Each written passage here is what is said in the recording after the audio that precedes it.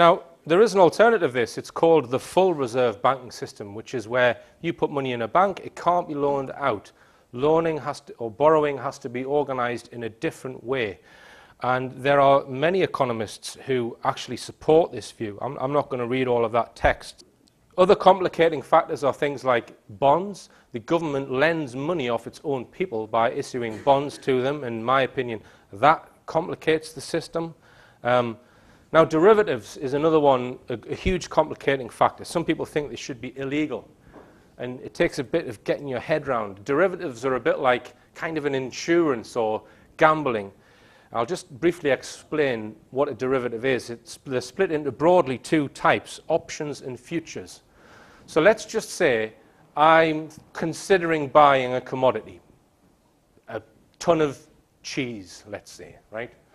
Don't know if you can buy derivatives for cheese, but let's just say you can. If you buy an option for cheese, you buy a piece of paper which says that you have the option to buy that cheese at a fixed price on or before a particular date. You don't have to buy it, so the price of the cheese is fixed because you've bought this piece of paper. All right?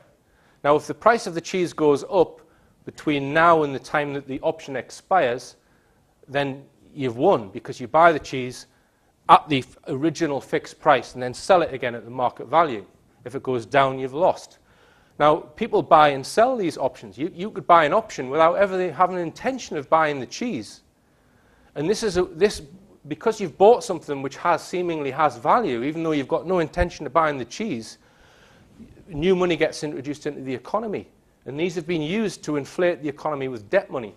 People who are making their living buying and selling derivatives, what are they adding to an economy? Are they creating any wealth? It's completely unnecessary. And again, a huge complicating factor in all of this, which keeps the truth away, is the media, because they don't address any of the issues that I'm putting forward in this presentation. What they do is they never question the actual economic system of usury and the fractional reserve system. That's just, well, that's the way it is. Of course it's the way it is. They never question it. And their news programs always start with a set of flawed assumptions, which is that government debt must be repaid. The debt was caused by the last government. This is a great thing that they love doing. They love blaming the previous government for the debt, because people think it's a political issue then. But they don't question the system, because all successive governments essentially have the same system. And that recessions are just caused by economic cycles up and down, and we can't control them. What a load of bollocks. And that everyone must suffer. This is the thing that they put across. We must all suffer. These things are out of our control. David Cameron has used the starkest language yet to describe how dealing with a record deficit would change our whole way of life. Mr. Cameron said the deficit was even worse than he'd expected. Labour say their actions in government prevented a recession from turning into a depression. As our political editor Nick Robinson reports, Mr. Cameron appears to be setting the scene for the pain that will come with a budget that is now just 2 weeks away. Cuts are coming. They're unavoidable. They'll affect us all. So soon, people may be asking, will my pay be cut? Or will I lose my job? Others may wonder, what about my benefits? And what will the cuts mean to me? Because the legacy we've been left is so bad, the measures that we need to deal with it will be unavoidably tough. We're in debt, aren't we? So, yeah, it needs to cut spending, but I'm not quite sure exactly where, because someone's going to lose out, so I'm not quite sure where would be the best place to cut it, really. Labour say the pain must be shared fairly, and they insist that so far it's not being. Nobody is in any doubt about the need to bring the deficit down, but we're saying, look, let's bring the deficit down in a way that's fair. And everything that the coalition has done in the first month of office has actually been to hit people who can least afford it hardest. Well, the Prime Minister's speech gave no specific details of where the cuts are likely to be made. Our economics editor, Stephanie Flaunders, has been looking at some of the options. Stephanie. Thank you, George. Well, it's not news that the government's borrowing a lot, but the Prime Minister's right that his situation is unique.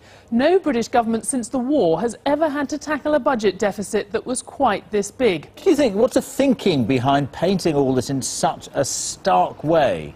Making it easier to take the tough choices, George. Just listen to the words that shone out from the Prime Minister's speech today. There were three that I picked out. Unavoidable, legacy, and together. Unavoidable, he's really saying I've got no choice but to make these cuts. Legacy, saying not my fault, it's the other lot's fault. It's their fault because they left the economy in such a mess. And together, he's saying we've all got a responsibility to do this. Yeah, we're all in this together, eh? And there are external complicating factors, factors relating to the international economy. And one of them is intergovernment borrowing, because governments borrow off each other. And in this next clip, you might think this is a comedy clip, but every figure in this clip is actually correct. Your name is Roger, yes? Roger. Ah, that's your name. Roger. Good. And what do you do, Roger? I'm a financial consultant. Ah, financial consultant, eh? Roger, yeah, yes. Terrific. And Roger, how's business at the moment? Not bad, thank you. Been a bit quiet lately. How do you mean lately? Since the war, been a bit quiet. Fair enough. OK, Roger, your special subject tonight is the economies of the European community. Your time starts now. Best of luck. Thank you. How much does Greece owe, Roger? $367 billion. Correct. And who do they owe it to? Mostly to the other European economies. Correct. How much does Ireland owe? $865 billion. Correct. And who do they owe it to? Other European economies, mostly. Correct. How much does Spain and Italy owe? $1 trillion each. Correct. Who to? Mainly France, Britain and Germany. Correct. And how are Germany, France and Britain going, Roger? Well, they're struggling a bit, aren't they? Correct. Why? Because they've lent all these vast amounts of money to other European economies that can't possibly pay them back. Correct. So what are they going to do? They're going to have to bail them out. Correct. Where are they getting the money to do that, Roger?